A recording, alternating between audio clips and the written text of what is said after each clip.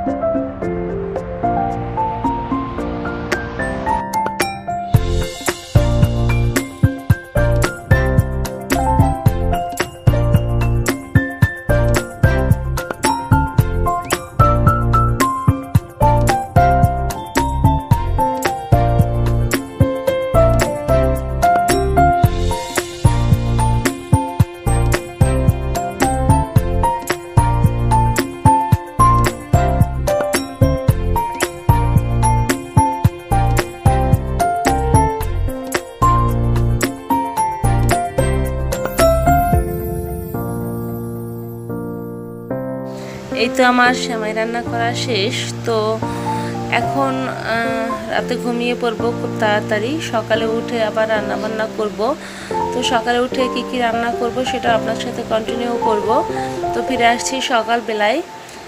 তো এই তো এখন সকাল হয়ে গিয়েছে, তো এখন বাজে সকাল 9টা। তো একদিকে আমি গরুর মাংস চুলায় বসিয়ে দিয়েছি, যেহেতু আমরা কোরবানি দিব না, তা আপনারা জানেন। তো মাংসটা চুলায় বসিয়ে দিয়ে আমি এখানে চলে এসেছি রুটি বানাতে। তো আজকে চালের রুটি বানাবো আর গরুর মাংস দিয়ে সেটাই আজকে খাওয়া দাওয়া হবে। বাসমতি চালের পোলাও রান্না করব, ভাত রান্না করব, সিম্পলের ভিতরে আজকে খাওয়া দাওয়াটা আমাদের হয়ে যাবে। তো এখন সবগুলো রুটি আমি এক এক করে বেলে নিচ্ছি। আর এই তো রুটিগুলো আমি এভাবে কেটে নিয়েছিলাম, তো দেখতেই পাচ্ছেন। তো জানি না আমার আজকের ভিডিওটা আপনাদের কেমন লাগবে, যদি ভালো লেগে যায় অবশ্যই এটা লাইক কমেন্টস এবং শেয়ার করে যাবেন। আর আজকে যেহেতু ঈদ, তো সবাইকে আরও একবার বলে দেই যে ঈদ মোবারক।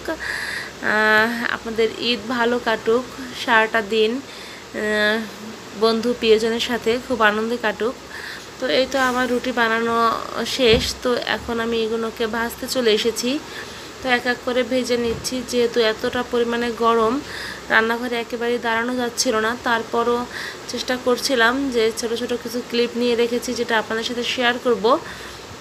তো এই তো এক এক করে রুটি দিয়ে আমি এটাকে উল্টো পাল্টে ভেজে নিচ্ছি।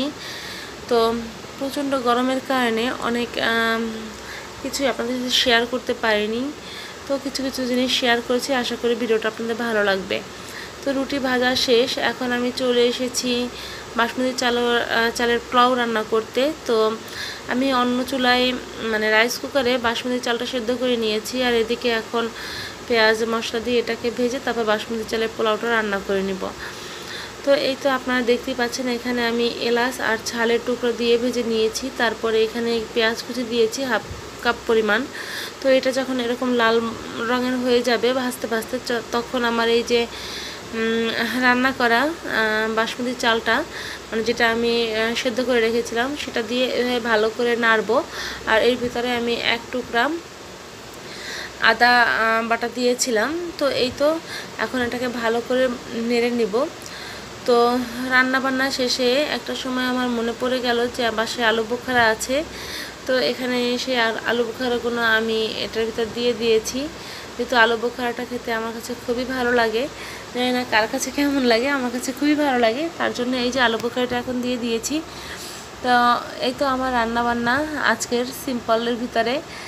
তো একদিকে দেখছিলাম ভাত রান্না করার সময় ভাতের ভিতরে আমি লবণ দিয়েছিলাম, কিন্তু লবণের পরিমাণটা একটু কম হয়ে গিয়েছিল। পরে আমি একটা পাত্রে পানি গুলিয়ে তারপর লবণটা আবার দিয়ে দিয়েছি। তো সেটা স্কিপ করে ফেলেছি, আপনাদের সাথে শেয়ার করতে পারিনি। আর এই যে আমি উপর থেকে একটু ফুড কালার দিয়ে দিয়েছি সামান্য দেখার সৌন্দর্যের জন্য, আর কিছু এই যে ঘি দিয়ে দিয়েছি। তো ঘি দিলে আসলে ফ্লেভারটা অনেক ভালো আসে, যার কারণে ঘিটা দেওয়া। আপনারা ট্রাই করবেন পোলাও বা বাসমতি চালের রাইস যেটাই হোক না কেন, ঘি দিলে এটার ফ্লেভারটা একটু অন্যরকম হয়ে যায়। তো এই তো এখন আমি এটাকে ভালো করে নেড়ে চেড়ে উল্টে পাল্টে নিব। তারপরে একটু হালকা দমে দিয়ে চুলোর উপর রেখে দিব, তাহলে আমার তৈরি হয়ে যাবে বাসমতি চালের রাইস।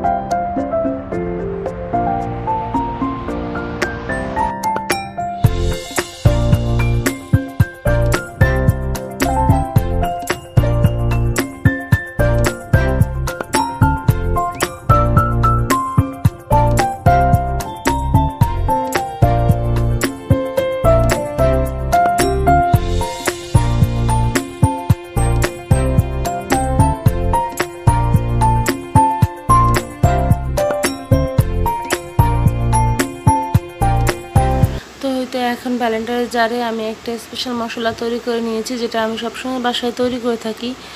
তো সেটা বানিয়ে নিয়েছি, আর এটা দিয়ে আমি আজকে গরু মাংস রান্না করেছি। তো গরু মাংসটা অসাধারণ হয়েছিল খেতে।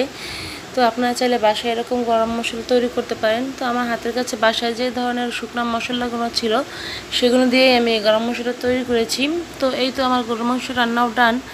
তো এখন আমরা একটু ফ্রেশ হয়ে গোসল করব, তারপর খাওয়া দাওয়া করব। তো এই তো আমার ব্লগ আজকের। জানি না আমার ব্লগটা আপনাদের কেমন লেগেছে, আশা করি ব্লগটা আপনাদের ভালো লাগবে। যদি ভালো লাগে অবশ্যই লাইক কমেন্ট শেয়ার করে যাবেন। আর নূরের আজকে ঈদের ফাইনাল লুক দেখতে ভিডিওটা পুরোটা দেখেন, তাহলে অবশ্যই নূরের ঈদের ফাইনাল লুক দেখতে পারবেন। নূরের বাবা নূরের জন্য ইন্ডিয়া থেকে যে ড্রেসটা এনেছিল আজকে নূর সেটাই পরেছিল। তো পরে একটু হাঁটছিল আর ছবি দেওয়ার স্টাইল করছিল। ছোট মানুষ যতটুকুই করুক না কেন খুবই ভালো লাগে।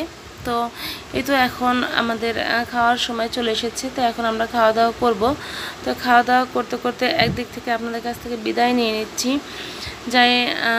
তো আজকের মতো ভিডিওটা এখানেই শেষ করতে যাচ্ছি। সবাই সুস্থ থাকবেন, ভালো থাকবেন, নিজেকে নিরাপদে রাখবেন, আর আপনি সুস্থ থাকলে আপনার পরিবার সুস্থ থাকবে।